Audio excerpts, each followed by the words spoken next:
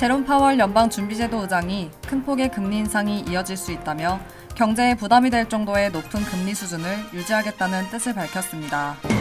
인플레이션으로 신차 가격이 오르면서 소비자들이 자동차를 구매하기 위해 역대 최대 규모의 대출을 받은 것으로 나타났습니다. 한국 정부가 비효율 논란이 빚어지고 있는 입국 전 코로나19 검사 폐지 여부를 검토하고 있다고 밝혔습니다. 뉴저지 한인경제인협회가 주최하는 제3회 북미주 글로벌 비즈니스 엑스포가 오늘 개막했습니다. 도둑들이 환한 대낮에 뉴욕의 고급 상점을 터는데 경비원들은 멀뚱멀뚱 구경만 하고 있는 영상이 공개됐습니다. 이상은 이 시각 주요 뉴스입니다.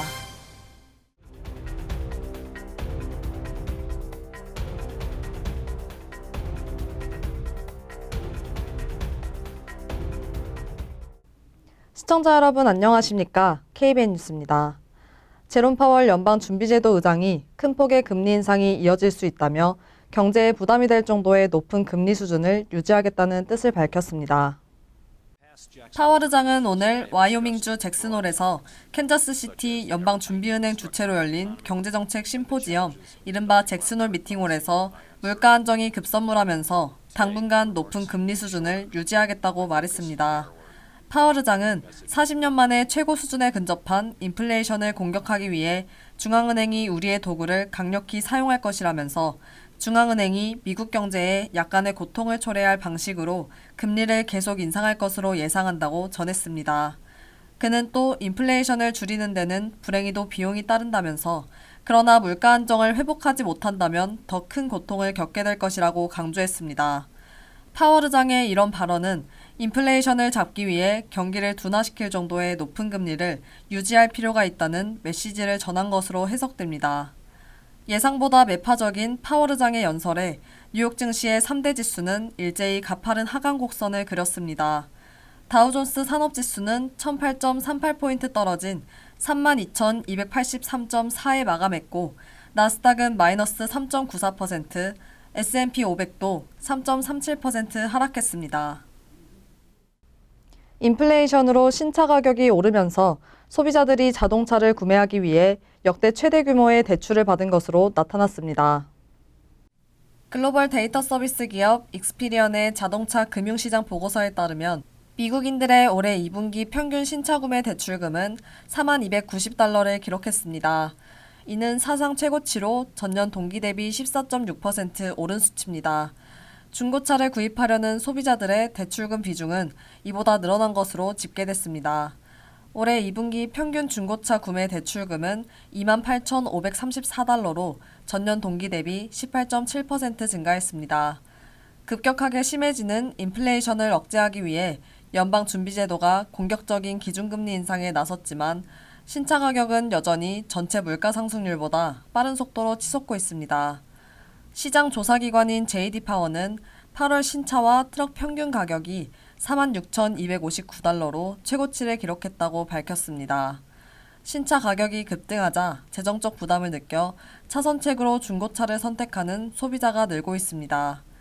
익스피리언 조사 결과 올 2분기 중고차 구입을 위한 소비자의 대출 비중은 약 62%로 전년 동기 59%보다 늘어났습니다.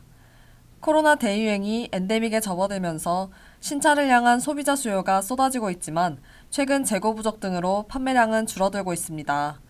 시장 전문가들은 8월 신차 소매 판매량이 98만 400대로 전년 동기 대비 약 2.6% 감소할 것으로 전망하고 있습니다. JD파워 데이터 분석 부문 대표는 9월에도 공급망 대란으로 인한 재고 부족으로 신차 판매가 제약을 받을 것으로 보인다며 신차 가격은 당분간 계속 상승할 것이라고 전망했습니다. 바이든 대통령이 발표한 학자금 융자 대규모 탕감에 대한 논란이 사그라들지 않고 있습니다. 일각에서는 시행을 막기 위한 법적 다툼이 일어날 수 있다는 전망도 나오고 있습니다. AP통신과 뉴욕타임스 등은 바이든 대통령이 발표한 학자금 융자 탕감 조치가 연방의회를 거치지 않고 행정명령으로 조치가 이뤄졌기 때문에 법적 도전에 직면할 수 있다고 전했습니다. 공화당은 젊고 대학을 다닌 사람들은 민주당의 주요 지지층이라며 이들의 빚을 대학을 가지 않았거나 이미 학자금 융자 부채를 모두 상환한 국민들의 세금으로 대신 갚겠다는 것은 불공정하다고 비난했습니다. 이와 관련해 대통령의 행정명령을 막기 위한 소송 제기도 예상됩니다. 광범위한 부채 탕감을 대통령 권한으로 결정할 수 있는지 위헌 여부를 묻겠다는 것입니다. 만약 소송이 성립된다면 재판부가 학자금 융자 탕감의 최대 걸림돌이 될 가능성이 커집니다. 특히 보수 성향이 다수인 연방 대법원에서 제동이 걸릴 가능성을 배제하기 어려운 상황입니다. 바이든 행정부도 법적 근거를 제시하는 등 소송을 대비하는 모양새입니다. 연방교육부는 지난 2003년 연방의회가 제정한 히어로법을 이번 탕감 조치의 법적 근거로 내세웠습니다. 이 법은 국가 비상사태 동안 학자금 부채를 줄이거나 없앨 수 있는 광범위한 권한을 부여하고 있다면서 지난 2020년 도널드 트럼프 전 대통령이 국가 비상사태를 선포했던 만큼 이를 적용할 수 있다는 주장입니다. 올해 코로나19로 인한 사망자가 100만 명을 초과한 것으로 나타났습니다. 팬데믹 기간 누적 사망자 수는 645만 명을 넘어섰습니다. 가브레여수스 세계보건기구 사무총장은 어제 기자회견에서 이번 주 코로나19로 숨진 사망자 수가 100만 명을 넘어섰다고 말했습니다. WHO는 당초 올해 중순까지 전 세계 인구 70%에게 백신을 접종할 수 있다는 낙관론을 펼친 바 있습니다. 그러나 아직 목표를 달성하지 못한 국가는 136개국에 달하며 이 중 66개국은 백신 접종률이 40%를 밑돌고 있습니다. 거브레여수스 사무총장은 각국 정부가 코로나19 고위험군인 의료종사자와 고령층 등에 백신을 접종하도록 노력을 강화할 것을 촉구했습니다. 세계 백신 면역연합은 올해 100만 명의 사망자가 발생한 것에 대해 통계의 이면에는 매우 실제적인 인간의 비극이 존재한다며 팬데믹이 개인과 가족 그리고 지역사회에 미치는 피해에 무감각해지도록 내버려두면 안 된다고 말했습니다. 한편 전 세계에서 오미크론 하위 계통의 변이인 BA.5가 차지하는 비율은 74% 수준까지 올라왔습니다. WHO 측은 BA.5 계통에서 스파이크 단백질 및 논스파이크 단백질의 돌연 변이가 발생하면서 다양성이 증가하고 있다고 우려했습니다. 뉴욕시 영유아 중 2%만 코로나19 백신 접종을 완료한 것으로 나타났습니다. 뉴욕시 보건국이 24일 공개한 자료에 따르면 시 전역에 거주하는 6개월에서 4세까지의 영유아 50만 명 중 8천여 명만 백신 접종을 완료했습니다. 접종률이 1.6%에 불과한 상황입니다. 1회 이상 접종한 영유아는 전체 대상자의 6% 남짓입니다. 이 같은 접종률은 성인의 접종률은 물론 5세부터 12세 어린이의 접종 완료율 49%에 비해서도 크게 낮은 것입니다. 뉴욕시는 생후 6개월 이상 5세 미만 영유아에 대한 코로나19 백신 접종을 질병통제예방센터가 최종 승인한 지난 6월 22일부터 시작했습니다. 하지만 백신 접종이 시행되고 얼마 되지 않아 시 당국은 원숭이 두창 확산을 이유로 직영하던 영유아 대상 백신 접종소를 폐쇄 조치했습니다. 낮은 영유아의 백신 접종률은 부모들의 주저함뿐만 아니라 접종의 불편함도 한 원인이라는 지적입니다. 한국 정부가 비효율 논란이 빚어지고 있는 입국 전 코로나19 검사를 재검토해 폐지 여부를 검토하고 있다고 밝혔습니다. 박향 중앙사고수습본부 방역총괄반장은 어제 입국 전 코로나 검사 폐지와 관련해 의견을 수렴 중이라고 밝혔습니다. 박 반장은 질병관리청이 이 부분에 대해 전문가 의견을 수렴하고 있다면서 비행기를 통한 여행은 밀폐된 공간 안에서 식사 등이 진행되기 때문에 고려할 사항이 많다고 말했습니다. 한국질병관리청도 정례브리핑에서 방역에 미치는 영향 등을 종합적으로 고려해 입국 전 검사를 어떻게 조정할 것인지 전문가와 관계부처 협의를 통해 검토하고 있다고 밝혔습니다. 다만 일단은 유지할 방침이라고 말했습니다. 질병관리청은 국내외 확진자가 증가 추세임을 감안해 현 시점에서는 입국 전 검사를 유지해 해외 유입 감염을 최소화할 필요가 있다고 설명했습니다. 방역당국은 모든 입국자에 대해 입국 전 48시간 이내 유전자 증폭 검사 또는 24시간 이내 전문가용 신속 항원 검사 음성 확인서를 내도록 하고 있습니다. 하지만 이를 두고 여행업계와 관광객들 중심으로 불편하다는 호소에 이어 부실 검사로 실효성이 떨어진다는 지적이 나오고 있는 실정입니다. 최근 일본은 입국 규제를 완화하고 있습니다. 다음 달 7일부터 코로나19 백신을 3차례 이상 접종한 사람은 일본에 입국할 때 PCR 검사 음성 증명서를 제출하지 않아도 됩니다.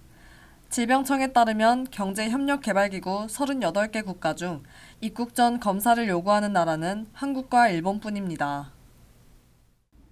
바이든 행정부가 불법 체류 청년 추방 유예 프로그램의 유지와 강화를 위한 새 규정을 발표했습니다. 지난 10년간 시행되어온 기존 정책을 성문화하는 의미를 갖게 됩니다. 국토안보부는 24일 어린 시절 미국에 온 서류 미비 청년들에 대한 현행 프로그램을 유지하고 강화하는 최종 규정을 발표했습니다.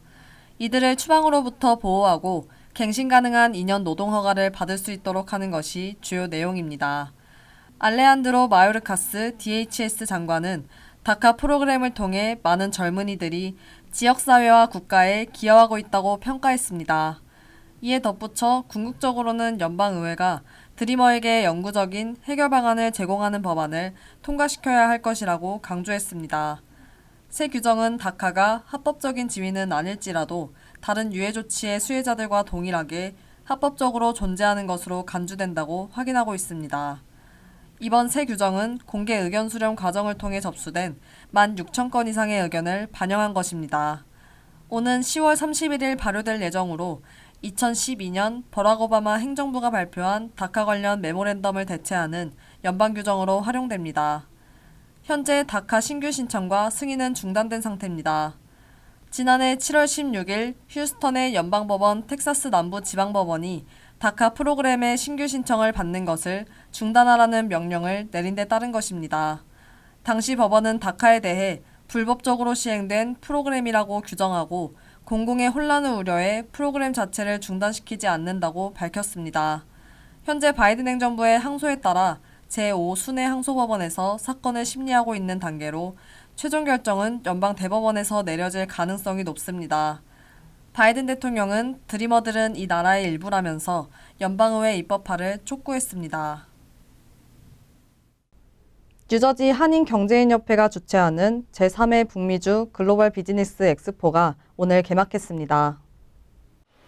오늘 오전 뉴저지 이스트 러더포드에 위치한 아메리칸 드림몰에서 열린 개회식에는 정병화 뉴욕 총영사와 뉴저지 경제인협회 전현직 회장 등 관계자, 그리고 고든 존슨 뉴저지 주 상원의원, 엘렌박 뉴저지 주 하원의원이 자리를 함께하고 행사를 축하했습니다. 뉴저지 한인 경제인 협회가 올해로 지금 창립 33주년을 맞이한 가운데 이렇게 뜻깊은 엑스포를 개최해 주셔서 진심으로 감사드립니다. 올해로 이제 세 번째 엑스포인데요. 우리 기업인들, 동포 기업인들 분들께서 이렇게 자신들이 하는 그런 영업 활동들을 많이 이제 알리는 그런 계기라고 생각합니다. 무엇보다도 오늘 개막한 비즈니스 엑스포는 한국의 중소기업들의 북미주 진출을 돕기 위한 행사로 올해는 35개 업체가 참여해 패션 의류, 뷰티, 전자, IT, 문구 제품 등 다양한 분야의 상품을 전시하고 상담합니다.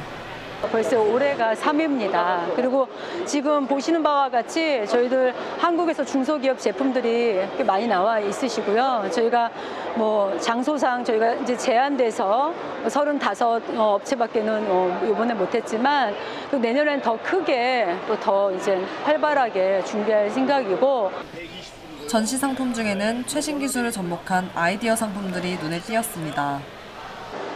이 플라즈마 바이러스는 이 시대에 너무 공해가 심하다 보니까 코로나 바이러스도 오고 사스 바이러스도 오고 시대적으로 이렇게 바이러스들이 많이 오는 것 같아요. 이것을 방지하기 위해서 제품을 개발한 것이 이 플라즈마입니다. 제3회 북미주 글로벌 비즈니스 엑스포는 오늘과 내일 열리며 아메리칸 드림몰 1층 코트 A에서 전시됩니다. 도둑들이 환한 대낮에 뉴욕의 고급 상점을 터는데 경비원들은 멀뚱멀뚱 구경만 하고 있는 영상이 공개됐습니다.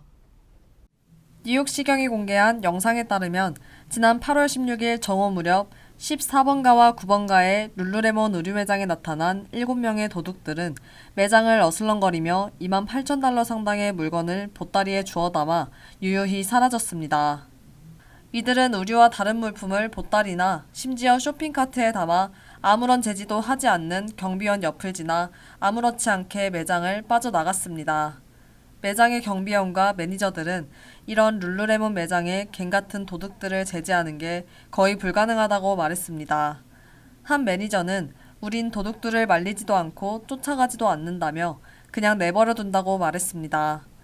디오르 매장의 한 경비원은 이들이 어떻게 나올지 모르는데 누가 제지할 수 있겠냐며 또 도난 물건은 다 보험 처리가 된다고 말했습니다.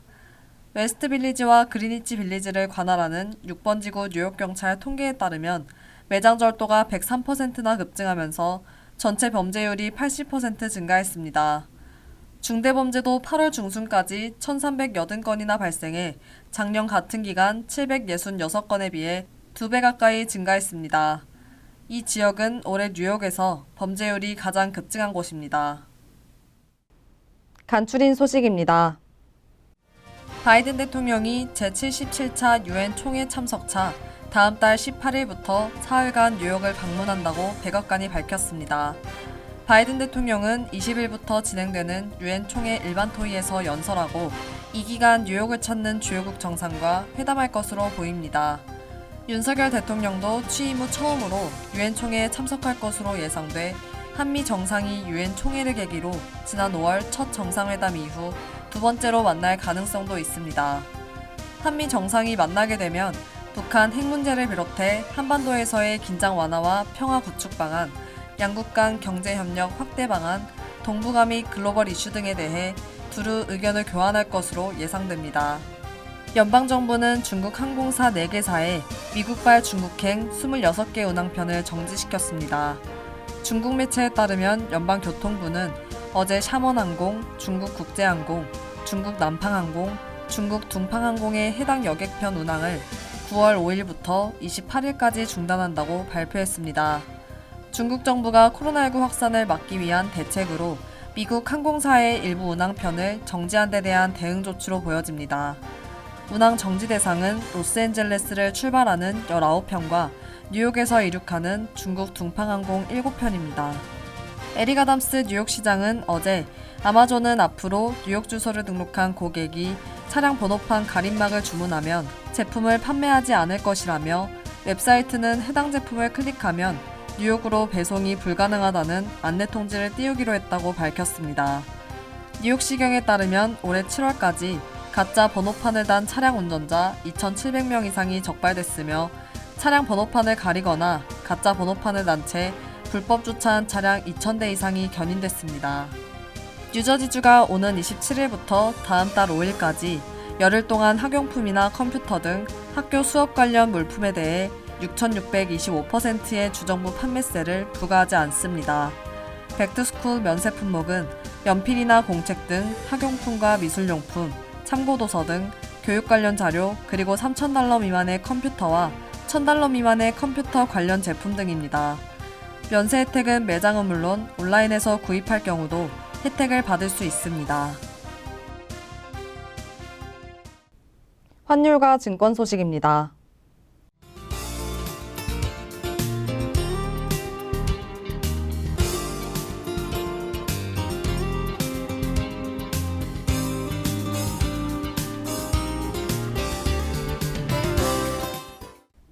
이어서 날씨입니다. 토요일은 대체로 화창하겠습니다. 낮 최고 기온은 84도, 섭씨 29도, 밤 최저 기온은 72도, 섭씨 22도로 예상됩니다. 일요일도 화창하겠습니다. 월요일도 화창한 날씨가 이어지겠습니다. 이상으로 KBN 뉴스를 마칩니다. KBN과 함께 즐거운 저녁 되시기 바랍니다. 미 동부 최대 한인방송 KBN이 제작하는 KBN 뉴스는 웹사이트 mykbn.com 그리고 유튜브와 페이스북에서 다시 보실 수 있습니다. 좋아요, 구독, 알림 설정은 뉴스 제작에 큰 도움이 됩니다.